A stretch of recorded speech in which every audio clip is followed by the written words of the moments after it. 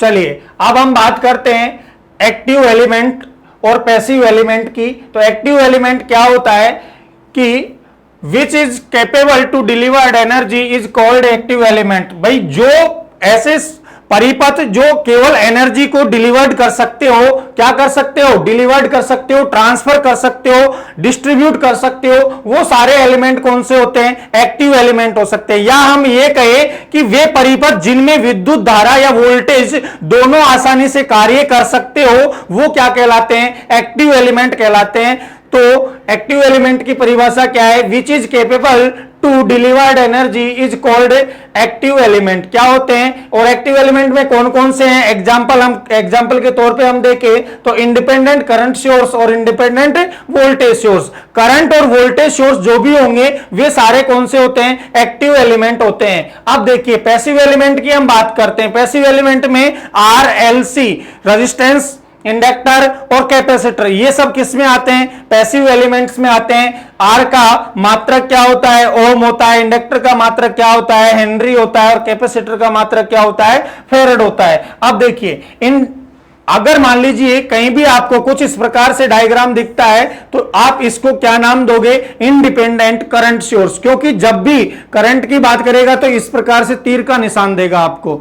यदि वो वोल्टेज की बात करता है, किसकी बात करेगा, वोल्टेज की बात करता है, वोल्टेज सोर्स की बात करता है, तो या तो वो इस प्रकार से आपको बना के देगा या फिर इस प्रकार से आपको डायग्राम में बना के देगा कि प्लस माइनस या प्लस माइनस कुछ इस प्रकार से आपको बना कर देगा। तो ये कौन से हैं, वोल्टेज सोर्स। कौन से होते हैं, वोल्टेज सोर्स। तो यहां पर देखिए यहां पर ये बना हुआ है, तीर का निशान लगा हुआ है, तो ये कौन सा है, इंडिपेंडेंट करंट सोर्स है। यहां पर प्लस माइनस से जोड़ा गया है तो प्लस माइनस में इंडिपेंडेंट वोल्टेज सोर्स है, लेकिन ये किसके लिए है, ये डीसी के लिए है। किसके लिए है, डीसी के लिए है। और ये किसके लिए है, एसी के लिए इंडिपेंडेंट वोल्टेज सोर्स दिया गया है। देखिए डिपेंडेंट सोर्सों की यदि हम बात करें तो कुछ इस प्रकार से होंगे, इसमें अलग अलग होते हैं। एक होता है वोल्टेज कंट्रोल्ड करंट सोर्स। कौन सा होता है, वोल्टेज कंट्रोल्ड करंट सोर्स, अर्थात वोल्टेज को कंट्रोल करने वाला करंट सोर्स होता है। दूसरा होता है करंट कंट्रोल्ड करंट सोर्स, मतलब इस परिपथ में क्या होता है, करंट को कंट्रोल किया जाता है करंट सोर्स के द्वारा। नेक्स्ट होता है वोल्टेज कंट्रोल वोल्टेज सोर्स, अर्थात वोल्टेज के द्वारा वोल्टेज को ही कंट्रोल करना, वो क्या होता है, वोल्टेज कंट्रोल वोल्टेज सोर्स। एक होता है current control voltage source, current के द्वारा वोल्टेज को कंट्रोल करना। किसको कंट्रोल करना, वोल्टेज को कंट्रोल करना। तो ये सारे कौन से हैं, डिपेंडेंट सोर्स में आते हैं। चलिए नेक्स्ट चलते हैं। अब बात नोड की बात करते हैं। नोड क्या होता है, तो नोड की परिभाषा जो है, when two or more than two passive elements, कौन से element, passive elements joined together and current division take place। देखिए इज कॉल्ड क्या कहलाता है, नोड कहलाता है। देखिए यहां पर देखिए एक ब्रांच दी गई है आपको जिसके अंदर दो रेजिस्टेंस जोड़े गए हैं। एक ब्रांच के अंदर कितने रेजिस्टेंस जोड़े गए हैं, दो रेजिस्टेंस जोड़े गए हैं और उसके मध्य में कुछ भी नहीं दिया गया। तो क्या आप इसको नोड कहेंगे, नहीं, इसको हम नोड नहीं कह सकते, क्योंकि ना तो यहां पर करंट का डिवीजन हो रहा है, ना तो यहां पर करंट डिवाइड हो रहा है, ना यहां करंट का जो मान है वो केवल एक ही दिशा में प्रवाहित हो रहा है। मतलब यहां पर अगर करंट I प्रवाहित हो रहा है तो R2 में भी I ही होगा। यहां पर सेम करंट है, दोनों रेजिस्टेंसों के अंदर सेम करंट है। यहां पर करंट का कोई डिवीजन नहीं हो रहा है, करंट कोई डिवाइड नहीं हो रहा है, अलग अलग भागों में नहीं डिवाइड हो रहा है, इसलिए इसको हम क्या नहीं कहेंगे, नोड नहीं कह सकते। यहां पर देखिए यहां पर दो रेजिस्टेंस जोड़े गए हैं, नेक्स्ट ब्रांच में दो रेजिस्टेंस दिए गए हैं R1 और R2, लेकिन इनके मध्य में एक करंट सोर्स लगा दिया। अब देखिए यहां पर करंट क्या है, I।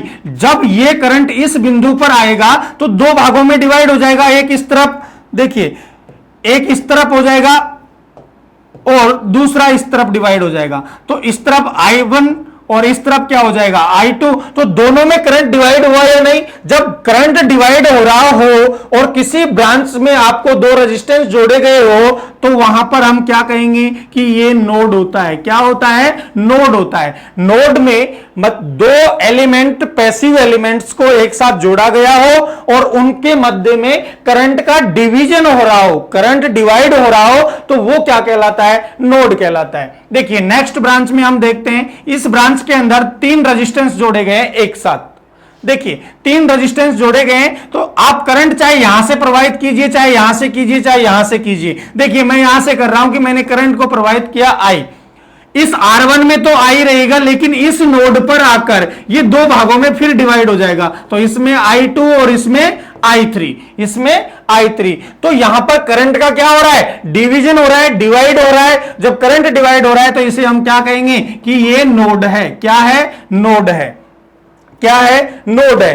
तो नोड की परिभाषा क्या है कि when two or two more than two passive elements join together and current division take place is called क्या कहलाता है? नोड कहलाता है। देखिए नोड की परिभाषा आपको समझ में आ गई होगी। अब बात करते हैं किसकी? ब्रांच की। तो ब्रांच क्या होती है कि it is a connecting path between nodes. भाई नोड को कनेक्ट करने वाले जो पाथ होते हैं, जो रास्ते होते हैं नोड को कनेक्ट करने वाले, वो क्या कहलाती है? ब्रांच कहलाती है। क्या कहलाती है? ब्रांच कहलाती है। देखिए मान लीजिए मैं ये कहूं कि दो रेजिस्टेंस है अपने पास, ठीक है। अब इन दोनों रेजिस्टेंसों के मध्य में ये पॉइंट है और इस पॉइंट से कोई भी एक सप्लाई स्रोत या कुछ भी मान लीजिए आप कि यहां पर एक एक्स्ट्रा रेजिस्टेंस जोड़ा गया है या कुछ एक एक्स्ट्रा एलिमेंट जोड़ा गया है। तो यहां पर जो इन दोनों को जोड़ रहा है वो क्या है? नोड है। क्या है? नोड है। तो नोड के द्वारा जो ब्रांच को जोड़ता है वो क्या कहलाती, सॉरी नोड के द्वारा जो एलिमेंट को जोड़ता है वो क्या कहलाती है? ब्रांच कहलाती है। क्या कहलाती है? ब्रांच कहलाती है। चलिए नेक्स्ट हम बात करते हैं लूप की। लूप क्या होता है? तो लूप होता है एक बंद परिपथ जिसके अंदर एलिमेंट्स को जोड़ा गया हो और उस परिपथ का पूरा वोल्टेज क्या होना चाहिए? शून्य होना चाहिए या फिर सप्लाई वोल्टेज के बराबर परिपथ का कुल वोल्टेज होना चाहिए। देखिए यहां पर परिभाषा दी गई है, it consist a closed path when having active and passive elements. Active और पैसिव एलिमेंट्स दोनों से बना हुआ एक क्लोज पाथ होना चाहिए। देखिए क्या रेजिस्टेंस एक्टिव एलिमेंट होता है या पैसिव एलिमेंट होता है? देखिए रेजिस्टेंस सदैव पैसिव एलिमेंट होता है। कौन सा होता है? पैसिव एलिमेंट होता है, नॉट इन एक्टिव एलिमेंट। ये एक्टिव एलिमेंट नहीं होता है, ये केवल कौन सा एलिमेंट होता है? पैसिव एलिमेंट होता है। लेकिन करंट सोर्स और वोल्टेज सोर्स की यदि हम बात करें, करंट सोर्स और वोल्टेज सोर्स की यदि हम बात करते हैं तो ये कौन से होते हैं? एक्टिव एलिमेंट होता है। तो एक्टिव और पैसिव एलिमेंट से मिलकर जो क्लोज पाथ बनता है उसे हम क्या कहते हैं? लूप कहते हैं। क्या कहते हैं? लूप कहते हैं। चलिए अब बात करते हैं दो वेरी वेरी इंपॉर्टेंट टॉपिक्स की। एक है करंट डिवीजन और दूसरा है वोल्टेज डिवीजन। देखिए करंट डिवीजन रूल्स में क्या होता है कि आपको एक परिपथ दिया गया है जिसके अंदर दो रेजिस्टेंस जोड़े गए समांतर क्रम में R1 और R2। यहां से इसमें धारा I प्रवाहित की तो ये धारा इस बिंदु पर आकर दो भागों में डिवाइड है, एक में I1 दूसरे में I2। अब बात यह है कि यहां पर करंट डिवीजन रूल किस प्रकार से लगाया जाएगा। तो देखिए I1 का मान निकालने के लिए यहां पर दो रेजिस्टेंस जोड़े गए, I1 का मान निकालेंगे तो जो टोटल धारा है उस टोटल धारा को मल्टीप्लाई कर देंगे R1 upon R1 plus R2 से, R2 upon R1 plus R2 से। I1 निकालेंगे तो R2 बटे में R1 प्लस R2 आएगा। और यदि हमें I2 निकालनी है तो I2 निकालने के लिए टोटल करंट परिपथ की कुल धारा इंटू R1 अपॉन में R1 प्लस R2, या हम ये भी कह सकते हैं कि फर्स्ट ब्रांच के रेजिस्टेंस को डिवाइड कर दीजिए दोनों के योग से। फर्स्ट ब्रांच के रेजिस्टेंस को डिवाइड कर दीजिए दोनों के योग से और उसको मल्टीप्लाई कर दीजिए परिपथ की कुल धारा से। उसको मल्टीप्लाई करना किससे? परिपथ की कुल धारा से। यहां देखिए मान लीजिए कुछ इस प्रकार से मैं एक अलग परिपथ लेता हूं।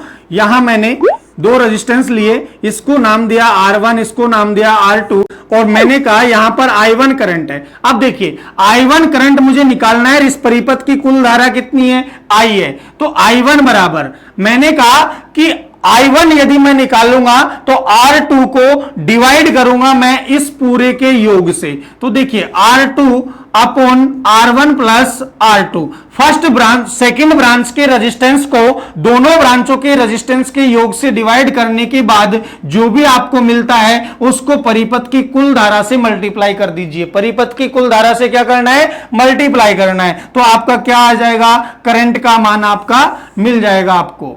अब देखिए नेक्स्ट हम बात करते हैं किसकी, वोल्टेज डिवीजन की। वोल्टेज डिवीजन के अंदर किसी ब्रांच के अंदर आपको दो रेजिस्टेंस जोड़कर दिए गए होंगे R1 और R2। देखिए मान लीजिए कि हमारे पास एक ब्रांच है कुछ इस प्रकार से, अब यहां इसको नाम दिया आपने R1 और R2।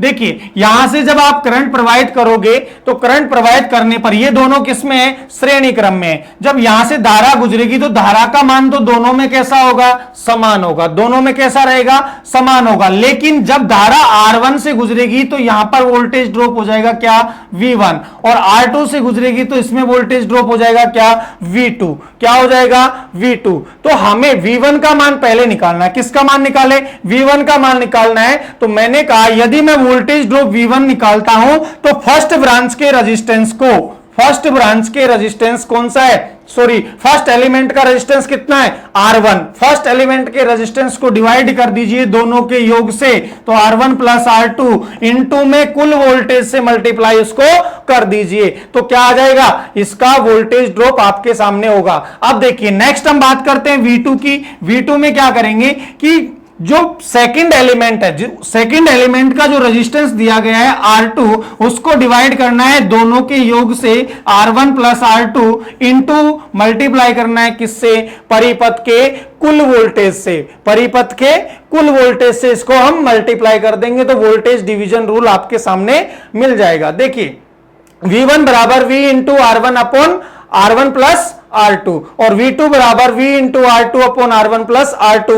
मात्रक हमेशा वोल्ट ही लेना है। यदि आप वोल्टेज ड्रॉप कर ज्ञात कर रहे हो या सप्लाई वोल्टेज ज्ञात कर रहे हो तब भी आपको मात्रक वोल्ट ही लेना है। यदि आप सप्लाई करंट ज्ञात कर रहे हो तब भी आपको मात्रक एम्पियर लेना है, और यदि आप करंट का मान प्रत्येक एलिमेंट में अलग अलग ज्ञात कर रहे हो तब भी आपको मात्रक एम्पियर लेना है, क्योंकि इन दोनों का मात्रक ही, धारा का मात्रक एम्पियर होता है और वोल्टेज का मात्रक वोल्ट होता है। चलिए हमारा ये टॉपिक यहां पर खत्म होता है दोस्तों। यदि आपको अच्छा लगे वीडियो, कुछ समझ में आया हो तो वीडियो को लाइक करें, शेयर करें और कमेंट करें। थैंक यू, धन्यवाद।